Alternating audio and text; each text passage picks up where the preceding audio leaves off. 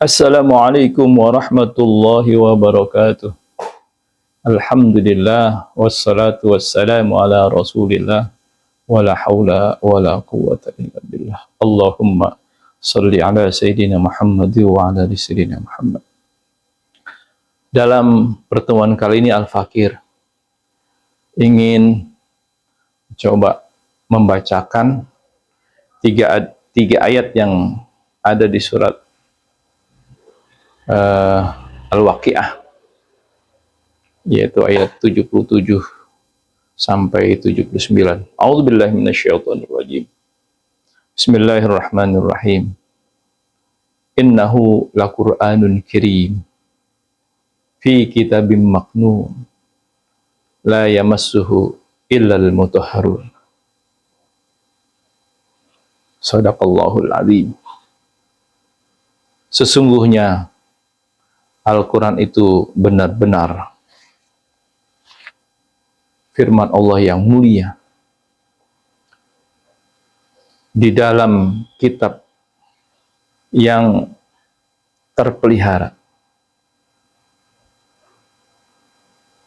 La yamassu ilal mutahharun, dan tidak ada yang dapat menyentuhnya kecuali orang-orang yang disucikan. Para teman-teman sekalian, para aktivis Al-Quran, ya wabil khusus para guru ngaji, guru Taman Pendidikan Al-Quran.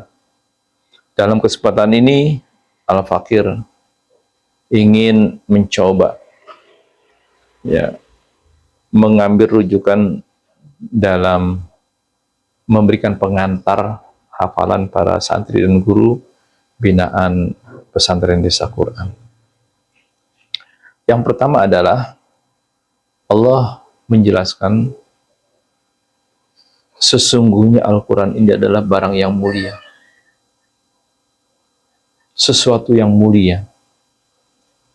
Bagaimanakah seseorang jika memiliki barang yang mulia? Ibarat mutiara yang sangat tinggi harganya. Tentunya mutiara itu akan disimpan di sebuah berangkas dari besi, kan? Kemudian berangkas itu disimpan di sebuah bunker atau di sebuah lemari yang kuat. Kemudian lemari itu terkunci. Lemari itu diletakkan dalam sebuah ruangan yang khusus. Nah, kemudian orang tidak ada yang bisa menyentuhnya. Kira-kira seperti itu. Bahkan ruangan itu berada di sebuah rumah yang kokoh, rumah yang besar. Dan rumah itu berada di sebuah, dikelilingi oleh pagar yang tinggi. Kira-kira seperti itu, ya, kemuliaan daripada barang yang kita miliki. Begitupun Al-Quran, apalagi Al-Quran, maka harus kita jaga. Di mana menjaganya? Fi kitabim maknun, di tempat yang terjaga. Para ulama mufassir mengatakan di Lauhil Mahfuz. Ya. Tetapi bahwa Al-Quran adalah petunjuk buat manusia di mana? Ya tentunya dah di hati dan di pikiran kita. Itu terjaga. Bagaimana cara menjaganya? Kita menghafalnya dan meletakkan di dada kita. Maka tidak ada orang yang bisa menyentuhnya. Ya. Sehingga hati dan pikiran kita tersentuh. Maka banyak orang yang menghafal Al-Quran, tetapi kenapa tidak terfikir? Banyak. Ya, para ulama, bukan ulama lah, atau banyak para ustadz yang hafal Al-Quran, tetapi antara perkataan dengan perbuatan itu tidak sejalan. Kenapa demikian? Karena memang tidak semua orang ya bisa disentuh oleh Al-Quran. Kalau kita lihat ini, la yamassuhu illal mutahharun. Tidak ada yang menyentuhnya, yang dapat menyentuhnya kecuali orang-orang yang disucikan. Berarti di sini manusia sebagai objek, bukan sebagai subjek. Jadi yang menyentuh adalah Al-Quran. Menyentuh manusia, apanya? Pikiran dan hatinya. Ya. Kita terkadang mengartikan ayat ini manusia sebagai subjek. Nah, maka kita berwudu sebelum menyentuh Al-Quran. Bahwa yang kita sentuh sesungguhnya itu bukan Al-Quran. Itu duplikat Al-Quran atau disebut dengan mushaf Al-Quran. Ya, etikanya kita berwudu, tapi yang dimaksud ayat ini adalah Al-Quran, ya, menyentuh orang yang dikehendaki. Nah, yang tentunya adalah siapa orang yang dikehendaki? Mereka yang sudah meletakkan Al-Quran di hati dan pikirannya. Setelah itu dia berdoa supaya bahwa Al-Quran itu bisa membimbing dirinya.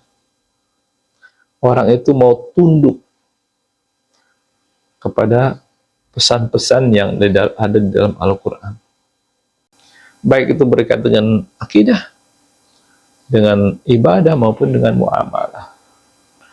Itulah kira-kira pentingnya menghafal. Wajib menghafal.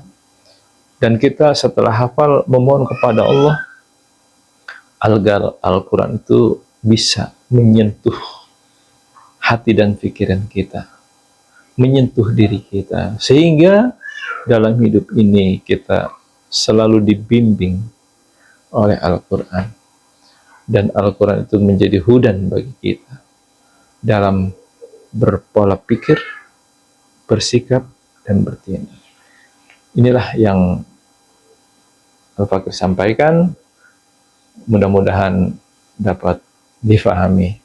Dan mari kita saksikan ya penampilan para santri dan guru binaan PD-ku dalam setor hafalan.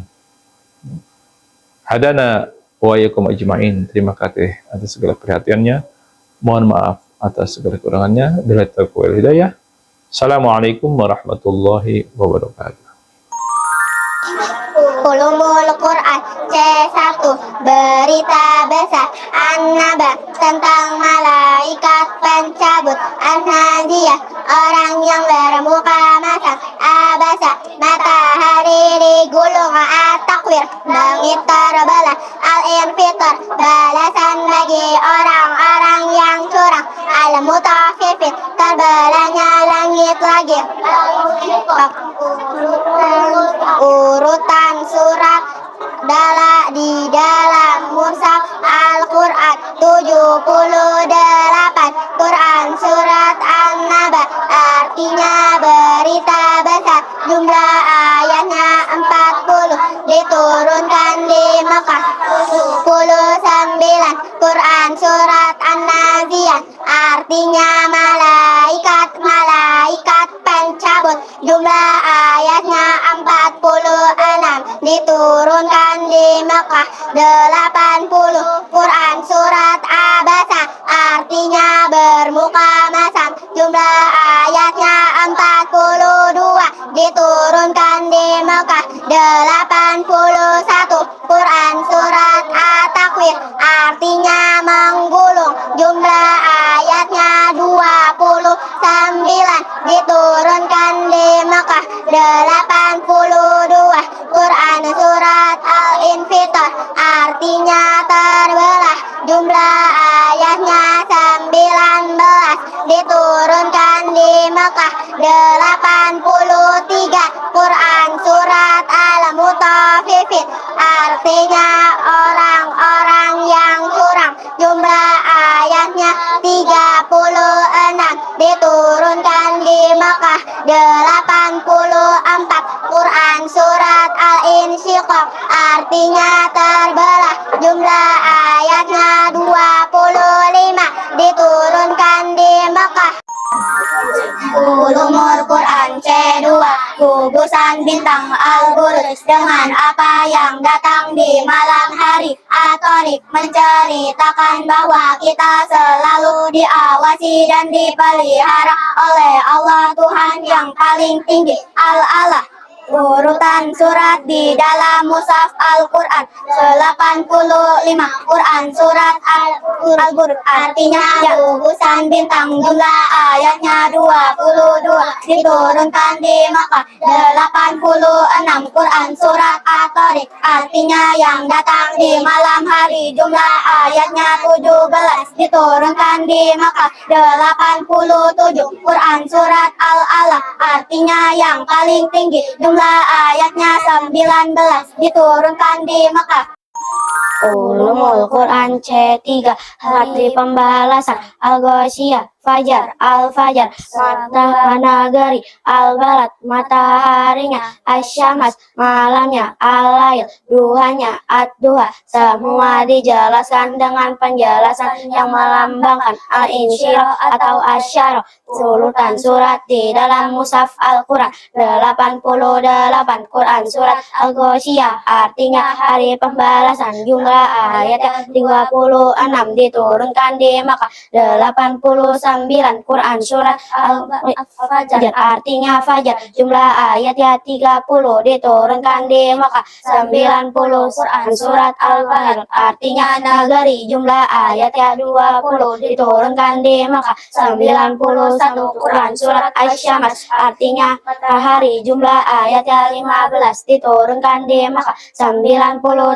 Quran surat Al-Lail artinya malam, jumlah ayatnya 21, diturunkan di Makkah 93. Quran surat Al-Duha artinya waktu duha, jumlah ayatnya 11, diturunkan di Makkah 94. Quran surat Al-Rijl artinya melambangkan, jumlah ayatnya 8, diturunkan di Makkah.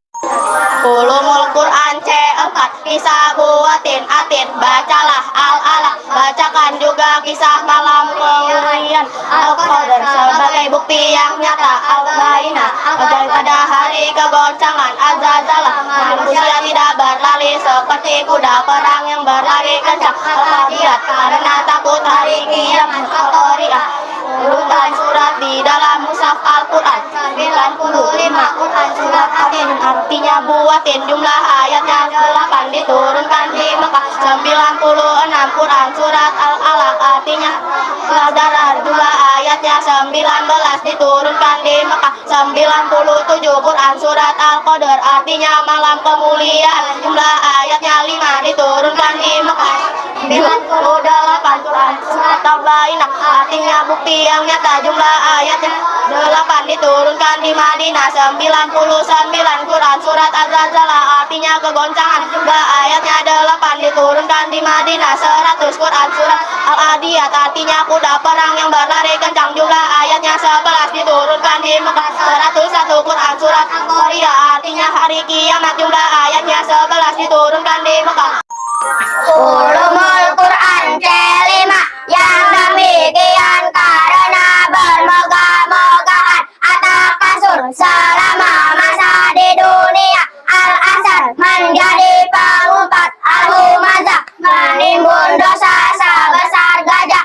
Al-Fil bahkan suku Quraisy pun tidak selamat karena enggan menolong barang-barang yang berguna. Al-Maun urutan surat di dalam mushaf Al-Quran 102.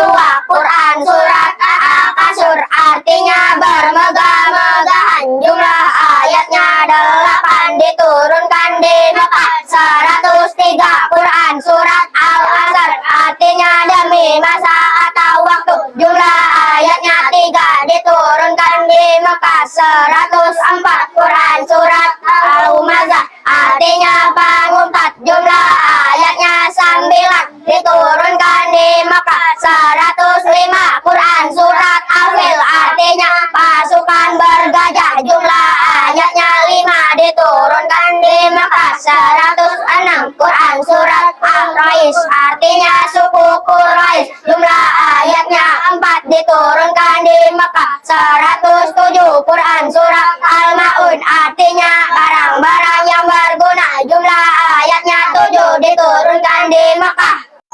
Ulumul Quran C6 hikmat yang banyak Al-Kausar dan orang-orang yang keluar dari sifat orang-orang kafir.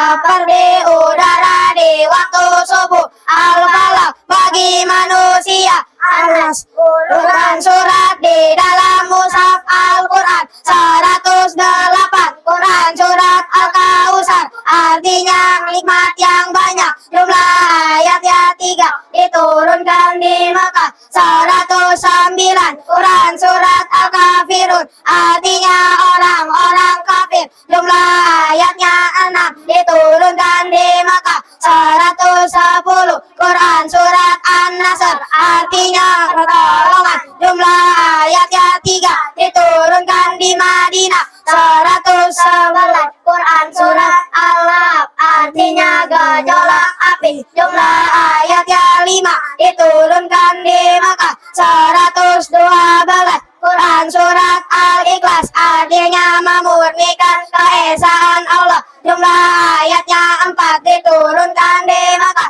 113. Quran surat Al-Falaq artinya waktu subuh. Jumlah ayatnya 5, diturunkan di Makkah 114. Quran surat An-Nas artinya manusia. Jumlah ayatnya 6, diturunkan di Makkah.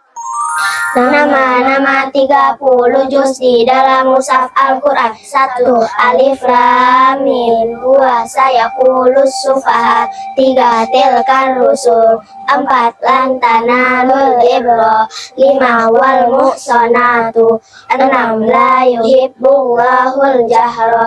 7. Wa iza sami'u. 8. Walau annana. 9. Qolal mala'u. 10. Wa'lamu. 11 ya taziruna. 12 wama min dabbatin. 13 wama ubarri'u nafsi. 14 rubama yawaddul lazina kafaru. 15 subhanallazi asra. 16 qala la alam aqul laka innaka lan tastati'a ma'iya sabra. 17 iqtaraba linnasi. 18 qad aflahal mu'minun. 19 waqalal ladzina. 20 amman khalaqas samawati wal ard. 21 Utlu ma uhiya ilaika minal kitabi wa aqimis shalah. 22 wa may yaqnutu. 23 wa ma liya la a'budu. 24 faman azlamu. 25 ilaihi yuraddu ilmus sa'ah. 26 Hamim sajada. 27 qala fama khatbukum ayyuhal mursalun.